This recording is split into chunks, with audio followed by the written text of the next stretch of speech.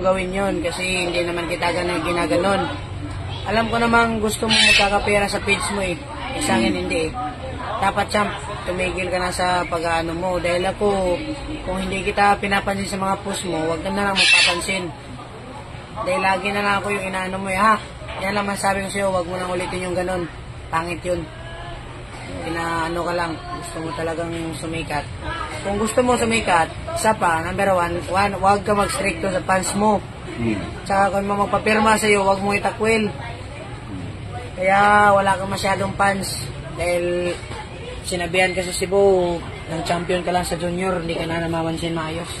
Hindi mo katulad. Ako, kahit talo ako, kung may magpa-picture sa akin, walang problema. Picture na yung lahat.